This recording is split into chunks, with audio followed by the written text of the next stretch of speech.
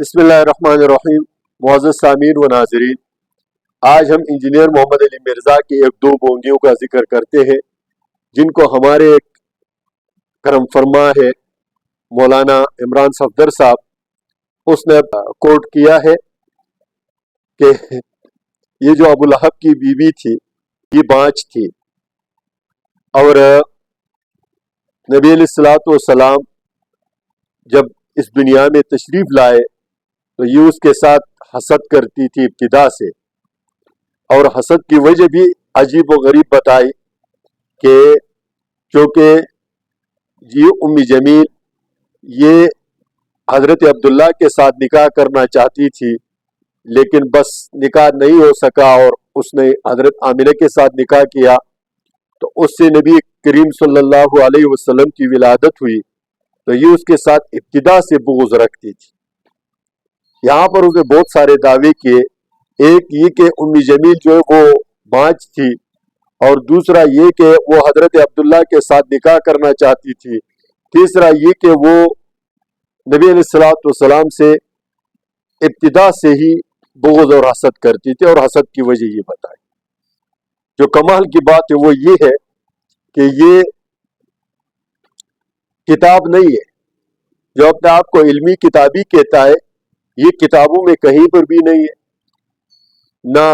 مورخین نے لکھا ہے، نہ محدثین نے لکھا ہے، نہ ناول نگاروں نے لکھا ہے۔ اب اس کے پاس یہ بات کہاں سے آئی؟ کیونکہ ایران نے ایک فلم بنایا ہے، اس فلم میں یہ کہانی دکھائی گئی ہے۔ تو انجینئر محمد علی مرزا صاحب اپنے مریدوں کو وہ فلم دیکھنے کی ترغیب بھی دے رہا ہے، اور ساتھ میں کہہ رہا ہے دیکھو جی ہم تو علمی کتابی ہیں۔ دوسرا اس نے جو بونگی ماری وہ یہ کہ اصحاب کہف جو تھے وہ جیل سے فرار ہو گئے تھے۔ اب اللہ جانتا ہے، اور جیل سے فرار ہونے کے بعد وہ کنویں میں چلے گئے تھے، غار میں چلے گئے تھے۔ تو یہ جیل سے فرار ہونا یا جیل میں بند کرنا یہ کسی کتاب میں تو نہیں ہے، البتہ انجینئر محمد علی مرزا نے اس کا جو حوالہ دیا وہ بھی کمال کا ہے، اور وہ یہ ہے کہ اصحاب کہف پر ایران والوں نے ایک فلم بنائی ہے، اس میں انہوں نے دکھایا ہے کہ اصحاب کہف جیل میں گئے اور جیل سے پھر فرار ہو کر جو ہے غار میں چلے گئے۔ اب آپ تھوڑا سا سوچیں کہ ایک بندہ اپنے آپ کو دینی رہنما کہتا ہے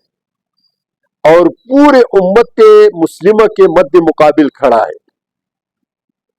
پورے امت مسلمہ کے تفکرات، تحقیقات، قربانیاں، ان کے جو جد و جہد ہے، ان کے مد مقابل انجینئر محمد علی مرزا کھڑا ہے، اور دعویٰ یہ کر رہا ہے نہ میں وہابی نہ میں بابی، میں ہوں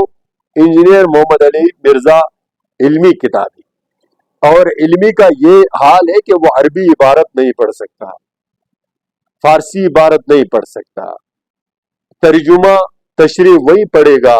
انہی فرقوں کے علماء نے لکھا ہے، لیکن نتیجہ خود نکالے گا۔ اور کتابی کا یہ عالم ہے کہ حوالے دے رہا ہے اتنے حساس معاملات میں نبی کریم صلی اللہ علیہ وسلم کے حوالے سے،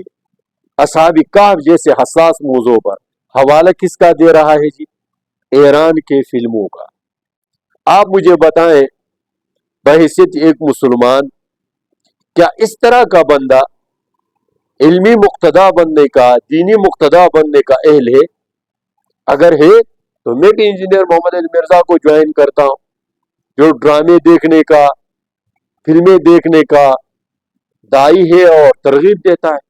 اور آپ بھی لگے رہیں۔ اگر ایسا نہیں ہے تو توبہ طائب ہو جاؤ۔ توحید، رسالت، قرآن، حدیث کے تعلیم پوری امت دے رہی ہے، لیکن اس انداز میں کہ فلاں فلم میں یہ دکھایا گیا اور فلاں ڈرامے میں یہ دکھایا گیا، ایسا مبلغ، ایسا معلم تو ہم نے کبھی نہیں دیکھا، بندہ اس امت میں گزرا ہے۔ اللہ رب العزت ہمیں دین کو سمجھ کر اس پر عمل کرنے کی توفیق عنایت فرمائے۔ السلام علیکم ورحمۃ اللہ وبرکاتہ۔